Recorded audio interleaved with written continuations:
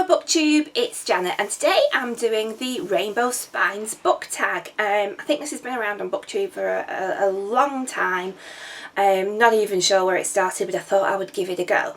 So first we have Red. Now I'm quite pleased with myself because not only have I found a book with a red spine, but it's also got red in the title, and that is Red Rising by Pierce Brown.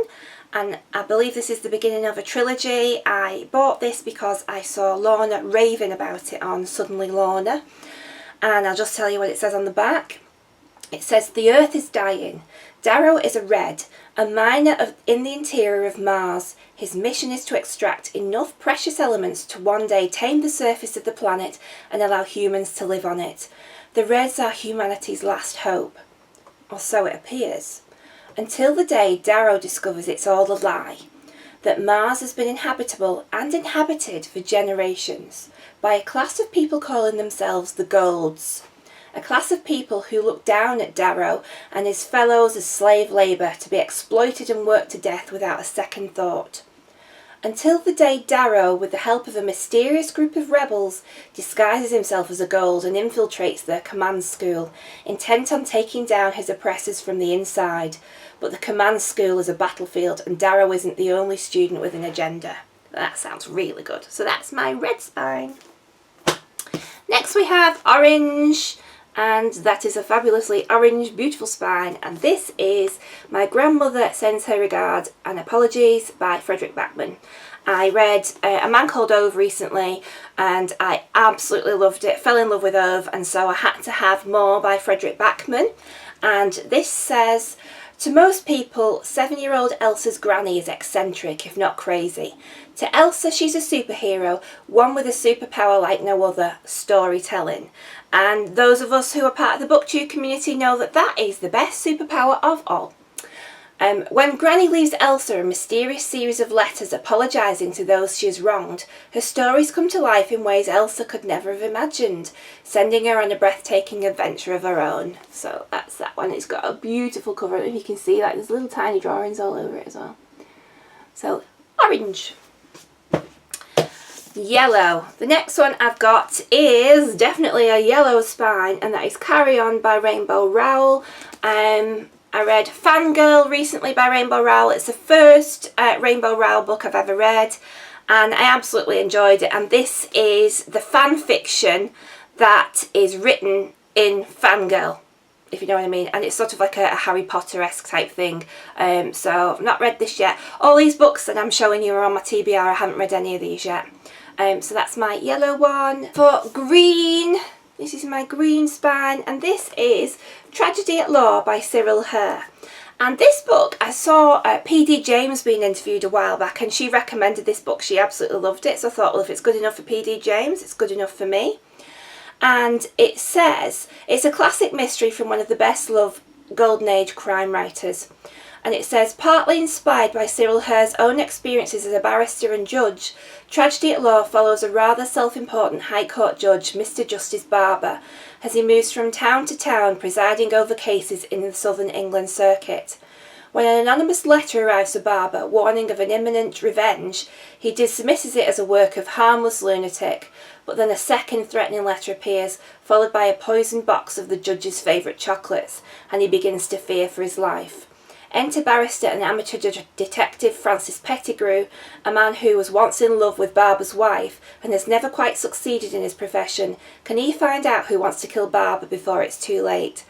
So that just sounds like a fabulous bit of cosy crime as well, the kind of thing I love, and that is just a lovely olivey green colour. So we have blue next, and the blue spine is Oryx and Crake by Margaret Atwood, and again I think this is the beginning of a trilogy.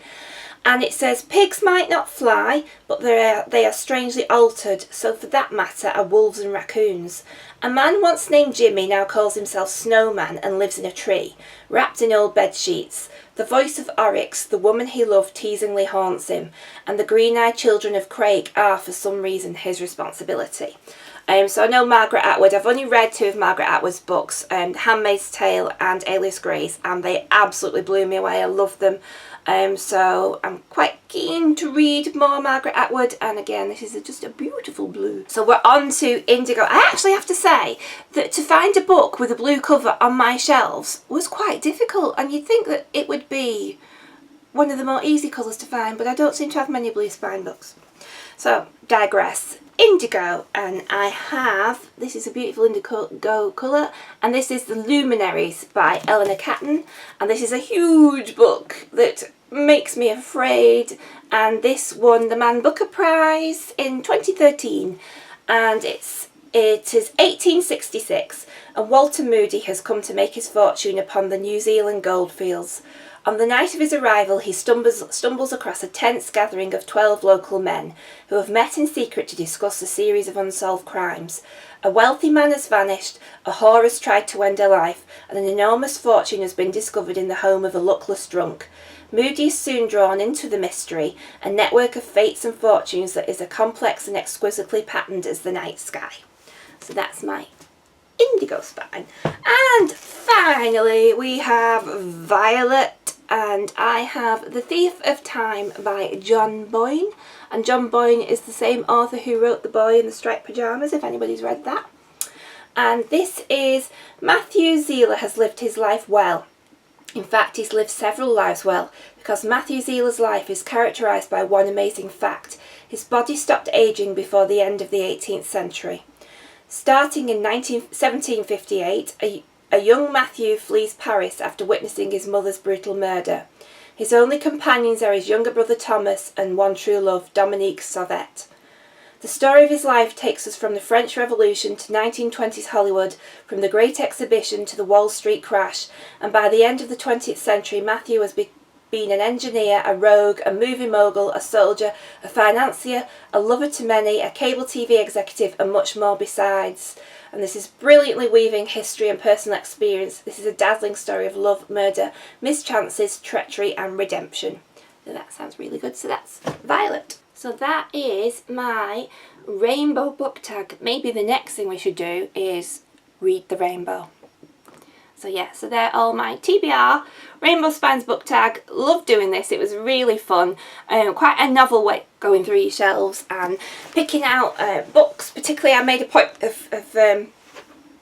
point of picking books for my TBR because it might encourage me to actually have a spell where I read my rainbow. So let me know if you've read any of these. I'd love to hear what you've got on your Rainbow Spines book tag. Keep reading, and I'll see you all soon. Bye!